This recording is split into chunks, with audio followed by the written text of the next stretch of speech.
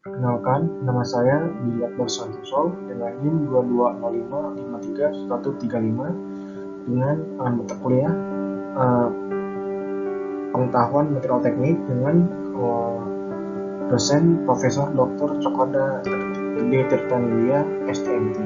Saya di sini akan sedikit menjelaskan materi tentang metal and alloy dan materi polymeric material.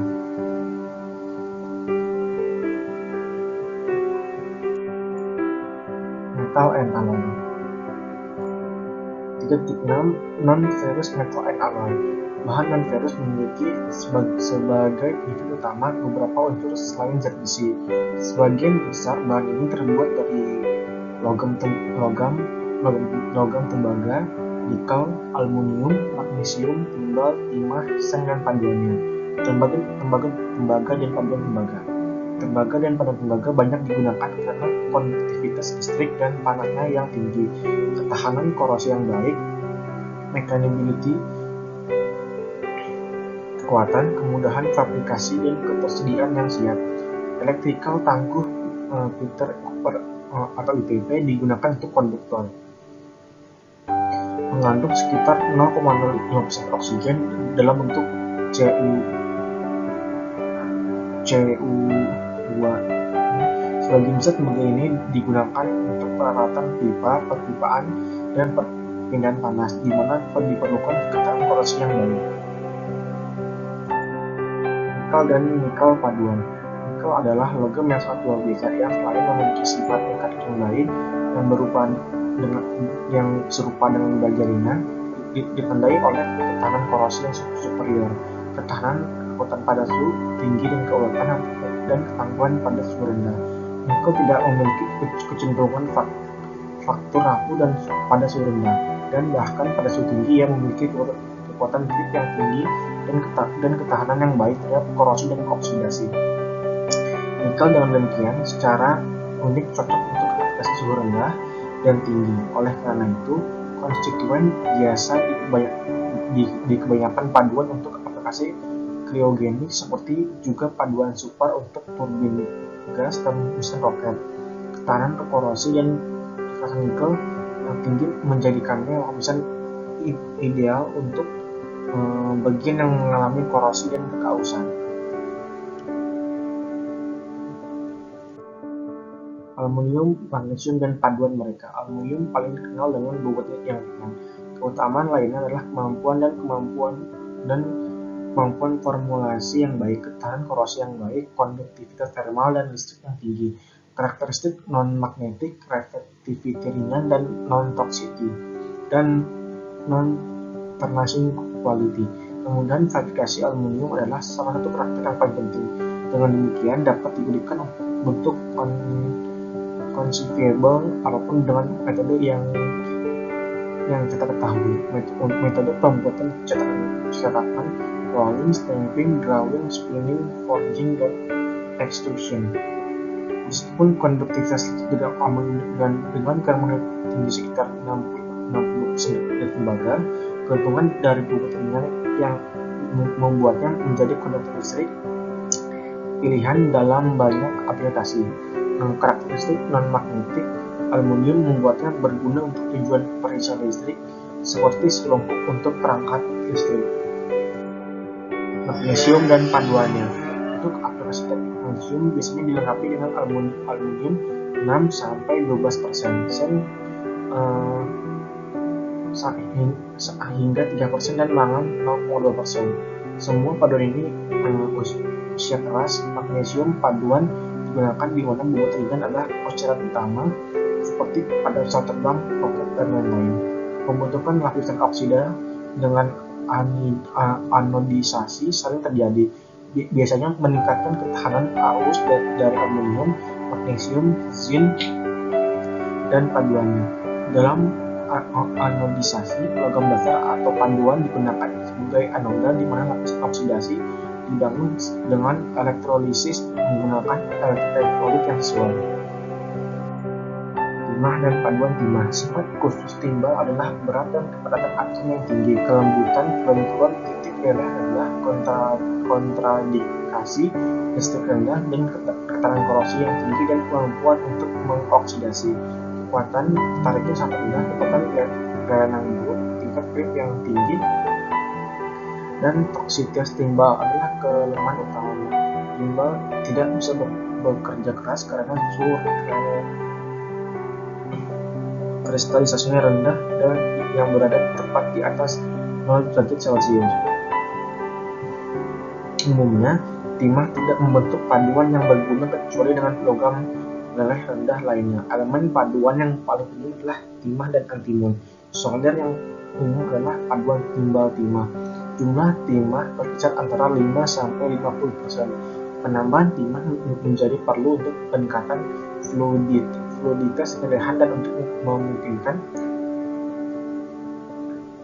timah membasahi logam agar bergabung. Paduan timbal-timah sekitar 20% timah dikenal sebagai logam Tournai dan digunakan untuk lembaran baja protek dan korosi pada tangki bensin pada mobil dan peralatan bergerak lainnya. Seng dan paduan seng. Penggunaan seng utama adalah sebagai lapisan baja untuk mencegah korosi, karena seng adalah anodik berkenaan dengan zat besi. Lapisan seng di atasnya baja bertindak sebagai anoda korban di atmosfer yang korosif. Paduan dan tembaga merupakan faktor utama untuk seng. Paduan dari zinc dan aluminium, magnesium, dan tembaga digunakan untuk coran mati. Paduan seng dan coran dapat dilemparkan ke dimensi dekat batas, memiliki ketahanan yang baik terhadap permukaan korosi. Selain itu, biaya relatif rendah. Metal for high temperature service. Untuk paduan, suhu tertinggi dari kekuatan yang berguna mungkin didefinisikan sebagai suhu di mana ia mampu menanggung stres sekitar 300 kilo per cm kuadrat selama struktur terpecah. Suhu ini kegunaan untuk paduan tahan panas yang terbaik untuk logam seperti Al, Fe, Ni, dan Co berkisar antara 0,60 dan 0,80 titik leleh pada skala absolut dari masing-masing logam dasar. Mencapai tertinggi untuk super paduan. Logam tahan api menurut definisi adalah logam yang meleleh di atas 3.400 Fahrenheit atau 1.875 derajat Celcius seperti vanadium, molybdenum, chromium, tantalum, tungsten, atau paduan berdasarkan logam tersebut. Polymeric material. Introduction 41. Saat ini polimer organik merupakan kategori utama dari bahan konsumsi kedua setelah logam. Unik karakteristik polimer seperti ringan, tahan terhadap pembentukan dan tekanan kimia, konduksi panas dan listrik yang buruk, dan bentuk dan fabrikasi yang mudah membuat mereka menjadi pesaing bahan yang digunakan secara tradisional. Memperluas pengetahuan dan pemahaman teoritis dalam polimer telah mengarah pada sintesis polimer baru dan unik bahan-bahan yang banyak berhubungan dengan teknologi modern.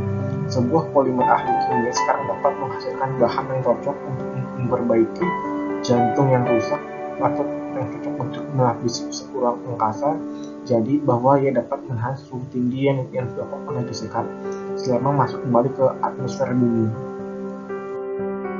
4.2 Polimer molekul. Polimer pada dasarnya adalah bahan molekul, artinya mereka terdiri dari atom-atom yang digabungkan menjadi molekul oleh ikatan kovalen, dan molekul disatukan oleh ikatan sekunder seperti ikatan der Waals atau ikatan van der Waals atau ikatan hidrogen. Ciri khas dari molekul polimer yang membedakannya dari organisasi biasa molekul adalah ukurannya. Namun istilah polimer umumnya diterima untuk menyebutkan molekul berukuran besar, makromolekul. Dengan demikian, produk dengan berat molekul rendah dengan dP rendah sebaiknya disebut oligomer, oligos dengan flu, untuk membedakannya dari polimer. Seringkali istilah polimer tinggi adalah juga digunakan untuk menekan bahwa polimer yang dipertimbangkan adalah dari berat molekul yang sangat tinggi. Ikatan polimer. Molecular lengkap polimer. Sebuah molekul polimer linear pada dasarnya terdiri dari tulang belakang panjang atom bergabung dengan ikatan kovalen. Tulang belakang molekuler di banyak polimer tabel 4 di bawah seperti polietilen, polivinylklorida, polistirena, dan lain-lain. Terdiri dari deretan atom karbon yang membentuk rantai zigzag karena sudut ikatan sisi dari 109,5 derajat. Jika diluruskan, kecuali untuk sudut ikatan 109,5 derajat, molekul polietilen individu dengan dp 1000 akan memiliki panjang L dari L sama dengan 1000 kali 2 dikali C kurang C bond length sin 109,5 derajat per 2. Karena ikatan sisi lebih sekitar 1,5 A, L sama dengan 2,2440 A. Ini kemudian panjang maksimum yang mungkin untuk molekul. Namun sejak ikatan tunggal sisi berputar, gambar 4 titik bawah, banyak konformasi dan karenanya berbagai panjang yang mungkin untuk molekul dan panjang terkecil jarak ujung ke ujung dari molekul biasa. Dengan demikian hanya 1,5 A. Panjang rata-rata terletak di antara dua ekstrem 1,5 A dan 2440 A. Ini dapat diperkirakan dengan menggunakan pendekatan statistik untuk menentukan jarak ujung ke ujung akar kuadrat.